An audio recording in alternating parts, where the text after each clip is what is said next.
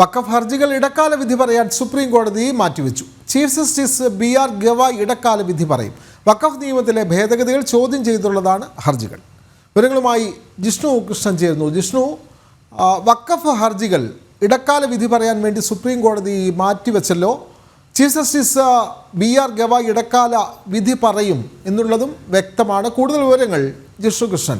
വഖഫ് നിയമ ഭേദഗതി ചോദ്യം ചെയ്തുകൊണ്ടുള്ള ഹർജികൾ ഇപ്പോൾ ഇടക്കാല ഉത്തരവ് പറയുന്നതിന് വേണ്ടിയാണ് മാറ്റിവെച്ചിട്ടുള്ളത്. Chief justice B R. ഗവായ് അധ്യക്ഷനായിട്ടുള്ള ബെഞ്ച് കേസ് പരിഗണിക്കും. നേരത്തെ ചീഫ് ജസ്റ്റിസ് സഞ്ജീവ് ഖന്ന അധ്യക്ഷനായിട്ടുള്ള ബെഞ്ച് ഈ വിഷയത്തിൽ വിശദമായ വാദം കേട്ടിരുന്നു.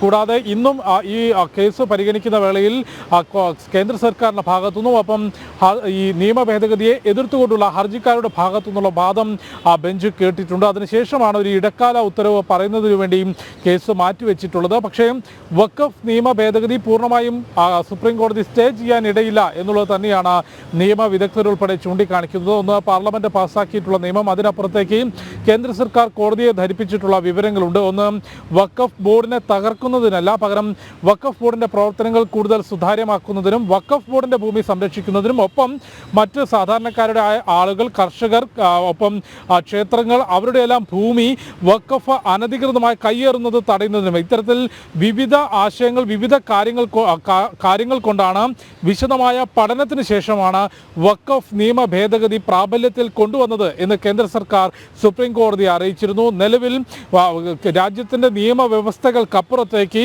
വിവിധ മേഖലകളിൽ വഖഫ് ബോർഡ് അനധികൃതമായി ഭൂമി കയ്യേറിയത് വളരെ കൃത്യമായി കണ്ടെത്തിയിട്ടുണ്ട്. ഒപ്പം വഖഫ് ബോർഡിൻ്റെ ഭൂമി തന്നെ മിസ്യൂസ് ചെയ്യുന്നത്, ദുരുപയോഗം ചെയ്യുന്നതുമായി ബന്ധപ്പെട്ടും കണ്ടെത്തിയിട്ടുണ്ട്. അതുകൊണ്ട് ഒന്ന്, വഖഫ് ബോർഡിന്റെ പ്രവർത്തനങ്ങൾ സുതാര്യമാക്കുന്നതിനും ബോർഡിനെ സംരക്ഷിക്കുന്നതിനും ഒപ്പം അനധികൃത ഭൂമി കയ്യേറ്റം ഉൾപ്പെടെ തടയുന്നതിനും വഖഫ് പൂർണ്ണമായും രാജ്യത്തിൻ്റെ നിയമവ്യവസ്ഥകൾക്കുള്ളിലേക്ക് കൊണ്ടുവരുന്നതിനുമാണ് ഇത്തരത്തിലൊരു നിയമ ഭേദഗതി കൊണ്ടുവന്നത് എന്ന് വളരെ കൃത്യമായി കേന്ദ്ര സർക്കാർ കോടതിയെ അറിയിച്ചിരുന്നു. നിയമ ഭേദഗതിക്ക് സ്റ്റേ നൽകരുത് എന്ന വാദം, കേന്ദ്ര സർക്കാരിൻ്റെ വാദം ഈ കേസിൻ്റെ തുടക്കത്തിൽ തന്നെ കോടതി അംഗീകരിക്കുകയും ചെയ്തിരുന്നു. കാരണം നിയമ ഭേദഗതിയെ എതിർത്തുകൊണ്ട് ഏകദേശം 72-ലധികം ഹർജികളാണ് സുപ്രീം കോടതിക്ക് മുൻപിലേക്ക് എത്തിയിട്ടുള്ളത്. അതിൽ മുസ്ലിം ലീഗ്, കോൺഗ്രസ്, CPM തുടങ്ങി വിവിധ രാഷ്ട്രീയ പാർട്ടികൾ, മുസ്ലിം വ്യക്തി നിയമ ബോർഡ് തുടങ്ങി 72-ലധികം ഹർജികൾ കോടതിയിലുണ്ട്. അതിൽ ഏറ്റവും പ്രധാനപ്പെട്ട ആവശ്യം അടിയന്തരമായി വഖഫ് നിയമ ഭേദഗതി സ്റ്റേ ചെയ്യണം എന്നുള്ളതായിരുന്നു. പക്ഷേ അത് സ്റ്റേ ചെയ്യാൻ അല്ലെങ്കിൽ അത്തരത്തിലൊരു നടപടിയിലേക്ക് കടക്കാൻ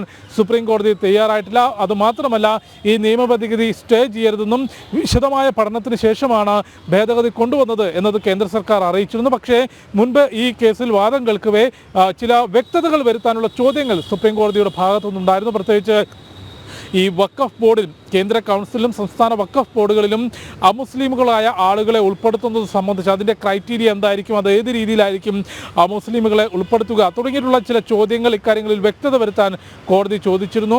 കോടതി ഈ വിഷയത്തിൽ ഒരു തീരുമാനമെടുക്കുന്നതുവരെയും വഖഫിൻ്റെ ദേശീയ കൗൺസിലേക്കോ സംസ്ഥാന ബോർഡുകളിലേക്കോ നിയമനം നടത്തില്ല എന്ന ഉറപ്പ് കേന്ദ്ര സർക്കാർ കോടതിയിൽ നൽകുകയും ചെയ്തിരുന്നു. അത്തരത്തിലാണ് ഇതിൻ്റെ വാദങ്ങൾ ഇപ്പോൾ കോടതിയിൽ നടന്നിട്ടുള്ളത്. ഏതായാലും ഇപ്പോൾ ജസ്റ്റിസ് ബി.ആർ. ഗവായ് അധ്യക്ഷനായിട്ടുള്ള, ചീഫ് ജസ്റ്റിസ് ബി.ആർ. ഗവായ് അധ്യക്ഷനായിട്ടുള്ള ബെഞ്ച് വഖഫ് നിയമ ഭേദഗതി ചോദ്യം ചെയ്തുകൊണ്ടുള്ള ഹർജികൾ ഇടക്കാല ഉത്തരവ് പറയുന്നതിന് വേണ്ടി മാറ്റിവെച്ചിരിക്കുകയാണ്. കേസിൽ എന്തെല്ലാം നിരീക്ഷണവും ഒപ്പം ഇടക്കാല ഉത്തരവിൽ എന്തെല്ലാം കാര്യങ്ങളും കോടതിയുടെ ഭാഗത്തുനിന്നുണ്ടാകും എന്ന് നോക്കിക്കാണേണ്ടതാണ്. വിനോദ്.